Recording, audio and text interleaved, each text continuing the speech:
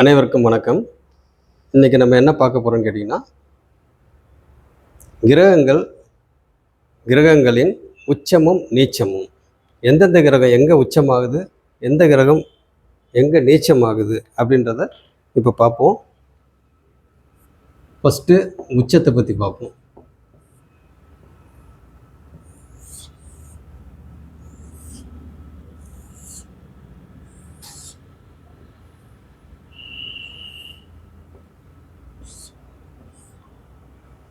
Okay, மேஷத்தில் வந்து பார்த்திங்கன்னா, மேஷத்தில் சூரியன் வந்து உச்சம் போடுறோம், உச்சம். இங்கே பார்த்தீங்கன்னாக்கா சந்திரன் உச்சம் எங்கள் ரிஷபத்தில். அடுத்தது வந்து குரு, கடகத்தில் வந்து குரு உச்சம். அடுத்தது வந்து புதன் பார்த்திங்கனாக்கா உச்சம். அடுத்தது சனி துலாத்தில் உச்சம். அடுத்தது செவ்வாய் பார்த்திங்கனாக்கா உச்சம் இதில் மகரத்தில். ஓகேங்களா. சுக்கிரன் வந்து உச்சம் இதில் மீனத்தில். 1 2 3 4 5 6 7 இந்த 7 கிரகங்களும் பார்த்திங்கன்னா உச்சமாகிறது. எங்கே? சூரியன் வந்து மேஷத்தில் உச்சம், சந்திரன் வந்து ரிஷபத்தில் உச்சம், குரு வந்து கடகத்தில் உச்சம், புதன் வந்து கன்னியில் உச்சம், சனி வந்து பார்த்திங்கனாக்கா துலாத்தில் உச்சம், மகரத்தில் செவ்வாய் உச்சம், மீனத்தில் சுக்கிரன் உச்சம். சரி, அடுத்தது நீச்சம் எங்கெங்கே எந்தெந்த கிரகங்கள் எங்கெங்கே நீச்சம் ஆகுது அப்படின்னு சொல்லி பார்ப்போம்.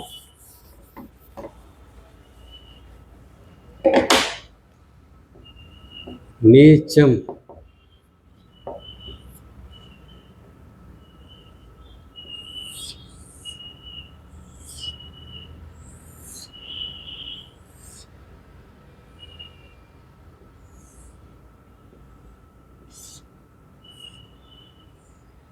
சரி, எங்கெங்கே நீச்சம் ஆகுது அப்படின்னு சொல்லி பார்ப்போம்.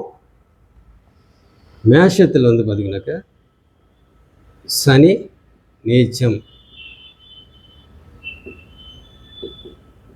சனி வந்து எங்கே நீச்சம்?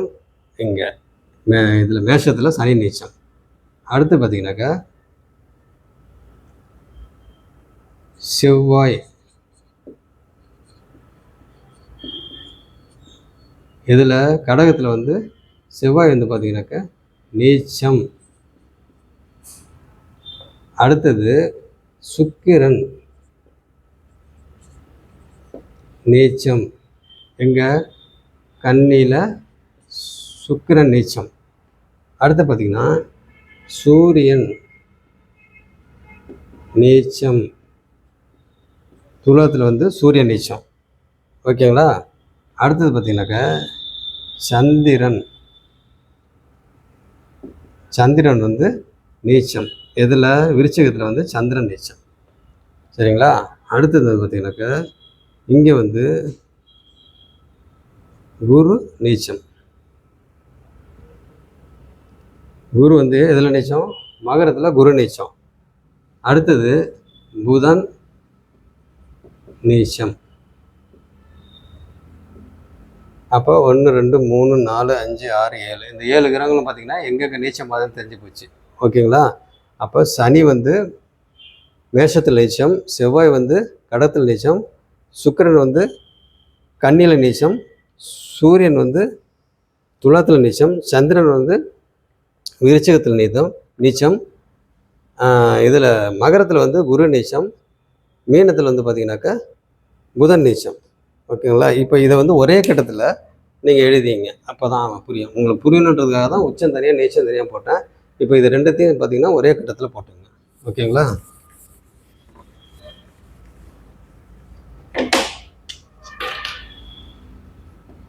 உச்சமும் நீச்சமும்.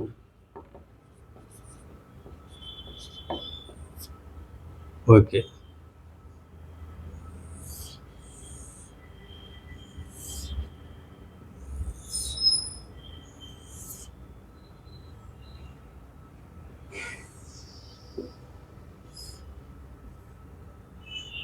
சரி, இப்போ வந்து மேஷத்தில் வந்து என்ன உச்சம்னு ஏற்கனவே சொன்னோம் இல்லைங்களா? சூரியன் உச்சம்.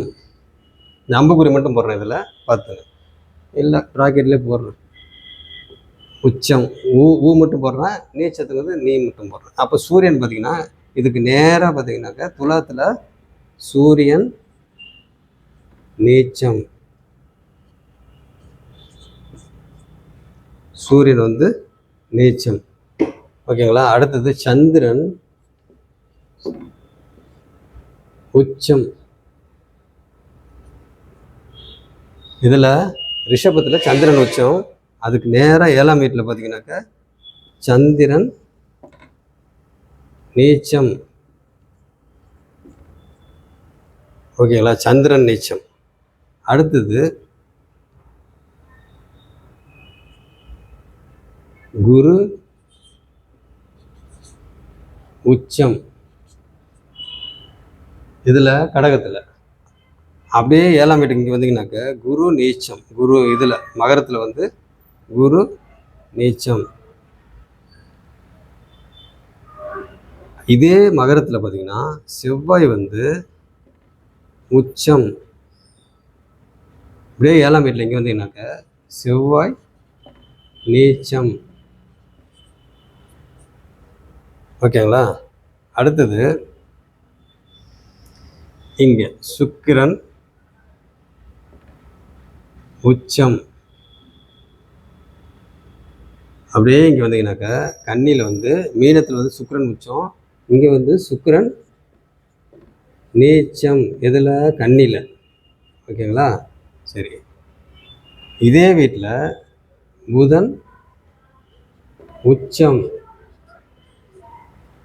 அப்படியே கிராஸில் 7ஆம் வீட்டில் வந்தீங்கன்னா இங்கே புதன் நீச்சம்.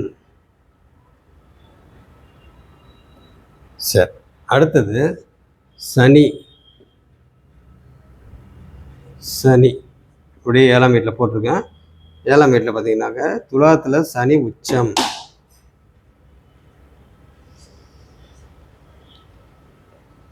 இங்கே வந்து மேஷத்தில் சனி நீச்சம்.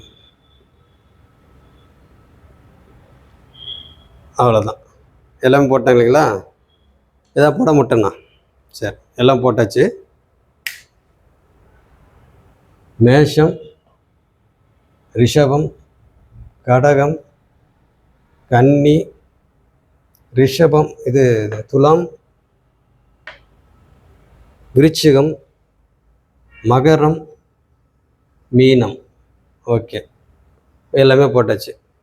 சரி, அடுத்தது மூலத்திரிகோண வீடுகள், அதையும் சொல்லிடுறேன், அதையும் புரிஞ்சுங்க.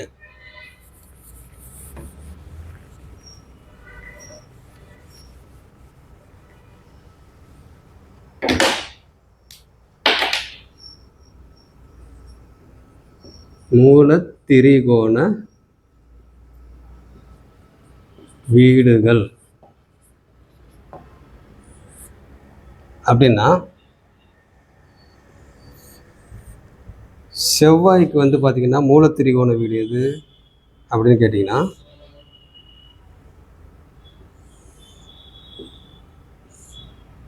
செவ்வாய்க்கு மூலத்திரிகோண வீடு எது? மேஷம். செவ்வாய்க்கு மூலத்திரிகோண வீடு வந்து மேஷம். அடுத்தது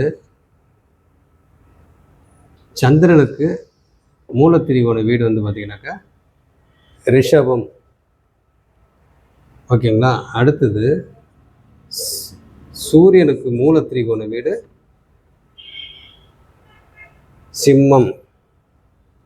புதனுக்கு மூலத்திரிகோண வீடு புதனுக்கு மூலத்திரிகோண வீடு கன்னி. சுக்கிரனுக்கு மூலத்திரிகோண வீடு துலாம். ஓகேங்களா? அடுத்தது குருவுக்கு மூலத்திரிகோண வீடு தனுசு. சனிக்கு மூலத்திரிகோண வீடு கும்பம். 1 2 3 4 5 6 7 இதுதான் வந்து மூலத்திரிகோண வீடுகள். சரி, செவ்வாய்க்கு வந்து மூலத்திரிகோண வீடு எது? மேஷம்.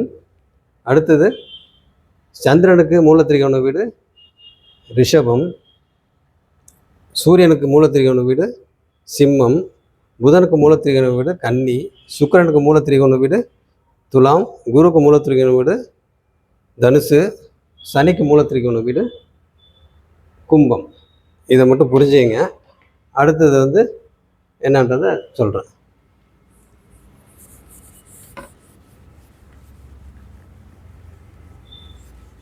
இது எல்லாத்தையுமே வந்து எல்லாம் எழுதி கம்ப்ளீட்டாக வந்து மனப்பாடம் பண்ணிக்கணும். ஒன்று ஒன்றா அப்படியே அடுத்தடுத்து என்னென்ன சொல்கிறேனோ அது எல்லாத்தையும் அப்படியே மனப்பாடம் பண்ணிக்கிட்டே வந்தீங்கன்னா ஒரு ஸ்டேஜில் வந்து நான் கரெக்டாக ஒவ்வொரு விஷயங்களை சொல்ல சொல்ல உங்களுக்கு அடுத்தடுத்து எல்லாமே புரிய ஆரம்பிச்சிடும். ஓகேங்களா? சரி.